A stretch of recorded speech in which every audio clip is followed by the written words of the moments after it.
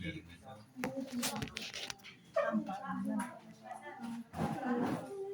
nggak jelas. Bisa. Udah mulai.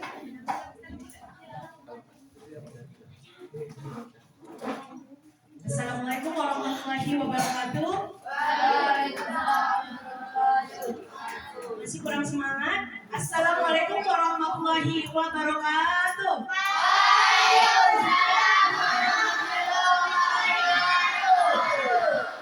Oke, selamat pagi. Ini tandanya kita sudah semangat memulai pembelajaran. Kita sudah berada di kelas. Berarti kamu sudah sarapan semua ya? Ya? Good, itu bagus ya. Nah, kamu tahu nggak kamu di sini kenapa? Kenapa kamu di sini? Ada yang tahu? Proyek. Ada yang jawab proyek. Yang lain? Ada nggak? Ada P5. Yang lain jawabannya? Demokrasi. Yang lain dulu, yang perempuan. Ada yang tahu kenapa kamu di sini? Coba yang kelas 3, yang kelas 9. Sebelum-sebelumnya, sebelum kamu masuk, pernah nggak kita kayak gini? Tidak pernah ya kan? Berarti ada sedikit perbedaan antara yang kelas 9 dengan yang kelas 8 mungkin ya. Ya, ini kelas 7, mereka sudah langsung ada program seperti ini. Nah, inilah yang mau kita bahas. Kalau untuk di tahun-tahun sebelumnya, kamu belum pernah melaksanakan seperti ini, kegiatan ini. Inilah tahun pertama kita melaksanakan yang namanya kurikulum merdeka, khususnya dalam apa tadi? Ada yang bilang melaksanakan apa kita hari ini? Ada yang sudah tahu? Project ya, project. Oke. Nah, kenapa tadi Ibu tanya demikian? Karena pada tahun-tahun sebelumnya itu ada namanya perbedaan ya. Perbedaan apa yang kita laksanakan? Ini yang pertama, ada sistem kurikulum kita yang berbeda, yang berubah dari tahun sebelumnya. Yang mungkin tahun sebelumnya ini yang kelas 9 masih menggunakan kurikulum K13 ya, K13. Makanya kalau kamu lihat buku paket atau sumber-sumber mata pelajaran kita yang kamu search di Google misalnya itu masih berdasarkan kurikulum 13. Makanya kegiatan seperti ini tidak ada. Ya, yang ada hanya di kurikulum baru, yaitu kurikulum apa namanya? Merdeka. Iya, kurikulum merdeka. Coba kita perhatikan dulu apa sih kurikulum merdeka itu ya. Kurikulum merdeka adalah kurikulum dengan pembelajaran intrakurikuler dengan konten yang beragam agar peserta didik dapat lebih optimal dan memiliki cukup waktu untuk mendalami konsep dan menguatkan kompetensi. Nah, di sini intinya kalau kita lihat di sini pembelajaran intrakurikuler dengan konten yang beragam. Nah, kamu di sini sudah di apa ya? Sudah di coba. Ya, kamu di sini sudah disuruh untuk belajar dengan beberapa apa namanya istilahnya ini konsep ya yang sudah ada di dalam kurikulum merdeka ini. Intrakurikuler ini tahu apa? Tahu nggak? Nanti ibu bilang intrakurikuler itu ada apa sih intrakurikuler itu? Ada yang tahu? Nah, intrakurikuler ini adalah pembelajaran biasa di kelas. Ya, mulai misalnya kamu dari jam pertama sampai jam terakhir. Itu pembelajaran biasa di kelas, ya kan? Misalnya yang pertamanya bahasa Inggris, kemudian yang kedua IPA dan mata pelajaran yang lain. Ini disebut dengan pembelajaran dengan intrakurikuler, ya. Jamnya pun sudah diatur, sudah ada terjadwal dengan jelas. Nah, ada karakteristik kurikulum merdeka ini apa? Ya, sebelumnya sudah kita jelaskan apa itu bagaimana kurikulum merdeka ini. Yang pertama, fokus pada materi esensial sehingga pembelajarannya lebih mendalam. Bagaimana sih materi yang esensial ini? Nah, di kurikulum merdeka ini sudah dirancang sedemikian rupa ya. Yang kita pelajari ini yang dibutuhkan. Yang dibutuhkan saja sudah istilahnya ya. Sudah disederhanakan, yang paling kita butuhkan, yang penting itu yang disebut dengan materi yang esensial. Lanjut, kemudian waktu lebih banyak untuk mengembangkan kompetensi karakter melalui belajar kelompok seputar konteks nyata atau proyek penguatan profil pelajar Pancasila. Nah, ini yang juga yang terbaru yang ada di kurikulum sekarang. Kalau mungkin di tahun sebelumnya ya di K13 ini tidak ada yang namanya P5. Mungkin yang ada hanya sekilas kamu pernah mendengar pembelajaran yang berkarakter. Tapi untuk pelaksanaannya ini tidak terlalu kelihatan kita laksanakannya. Kalau sekarang kurikulum Merdeka ini kan kita dikumpulkan di sini. Kalau kemarin-kemarin tidak, mungkin ada istilahnya PPK atau penguatan karakter. Tapi yang di sini di kurikulum Merdeka ini adalah munculnya yang namanya proyek penguatan profil pelajar Pancasila. Nah, apa yang disebut dengan profil pelajar Pancasila? Ada yang tahu? Kamu belajar Pancasila tidak? Kamu belajar Pancasila tidak?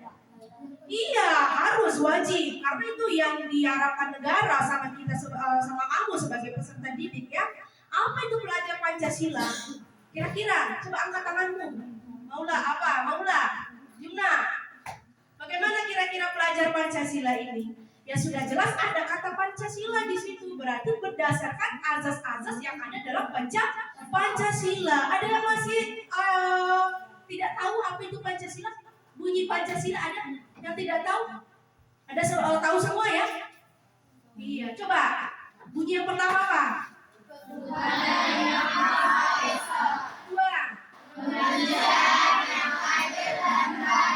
Tiga. Empat.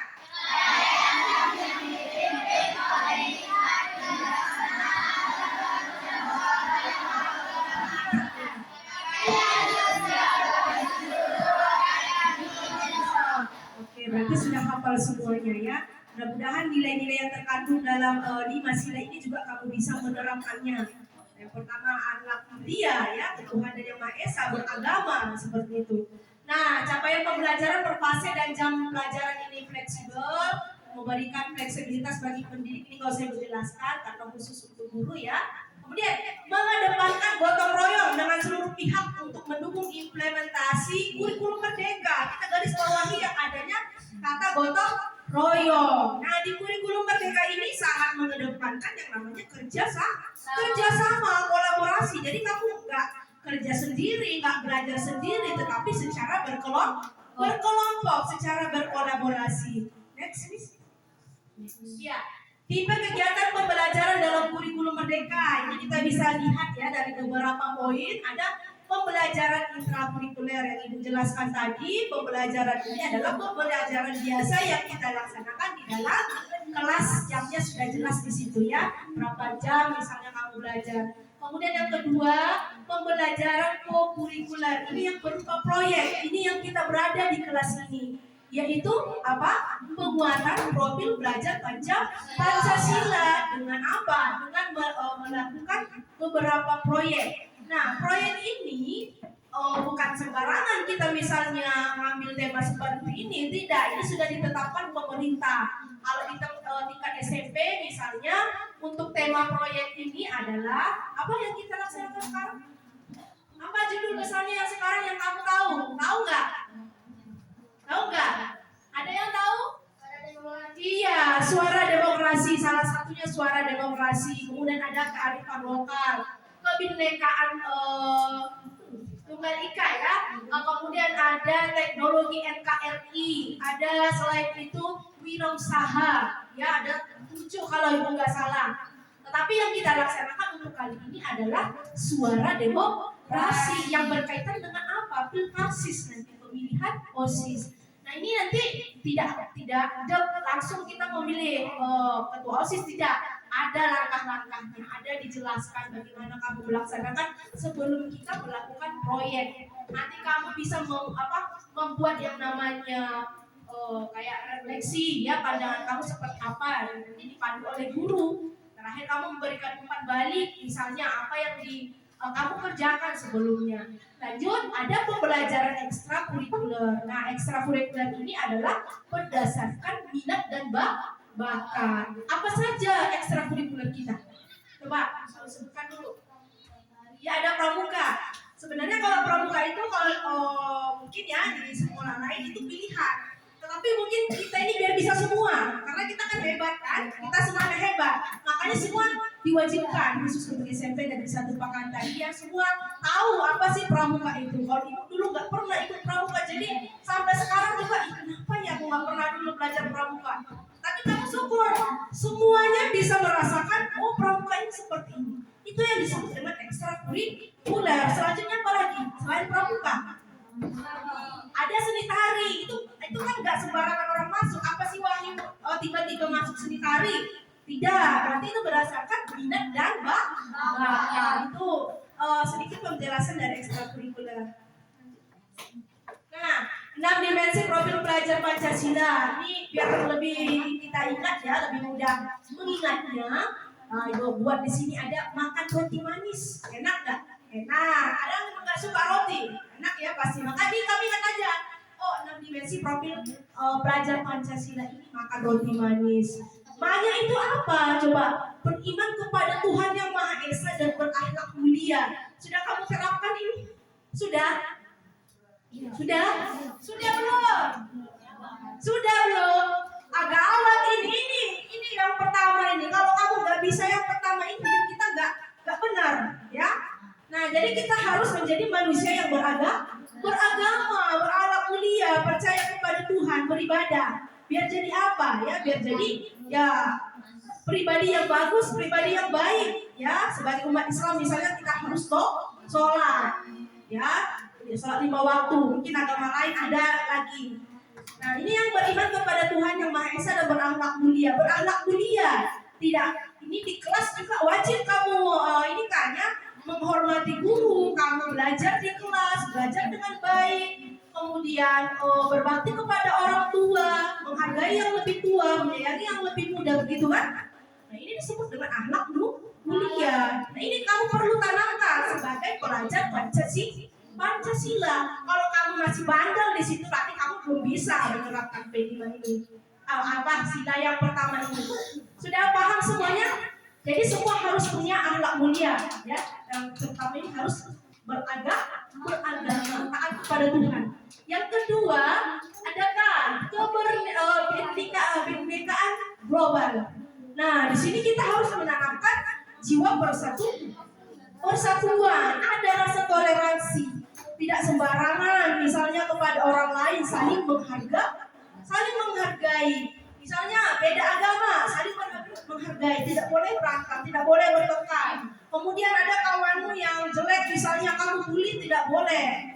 Ya, berarti kita harus punya rasa persatuan, rasa nasionalisme dan lain-lain ya. Oke, selanjutnya ada kreatif. Nah, kreatif ini nanti kalau misalnya ada tugas yang kamu kerjakan, kamu jawab ya, kamu buat misalnya ide kamu di situ disebut dengan kreatif. Mandiri. Nah, disebut mandiri kenapa? Karena kamu bisa mengerjakan beberapa tugas yang diberikan guru. Berarti melatih kemandirian kamu untuk melaksanakan apa nanti yang ditugaskan di proyek kita. Paham? Iya. Yang terakhir adalah bernalar kritis. Nah, bernalar kritis ini apa? Nanti kamu misalnya setelah ini bakal ada misalnya pertemuan atau penjelasan pertanyaan-pertanyaan yang diberikan oleh guru atau narasumber. Nanti di sini kamu bisa menanyakan apa yang ingin kamu tanyakan. Ini maksudnya kamu kan berpikir dengan nalar kritis, kamu berani, kamu berpikir, kamu bisa menjawab, ya? Paham? Oke. Nah, sekian mungkin penjelasan Ibu. Kalau misalnya Ibu jelaskan semua, kayaknya 1 jam 2 jam nggak cukup ya. Semua tadi yang Ibu jelaskan, dipahami. Ini hanya sekedar pengantar, tapi ini sangat penting. Merasa demikian ya, waktu mungkin sudah mepet juga, hanya 10 menit. Terima kasih. Assalamualaikum warahmatullahi wabarakatuh. Dan tetap semangat sampai nanti selesai. Oke? Assalamualaikum warahmatullahi wabarakatuh.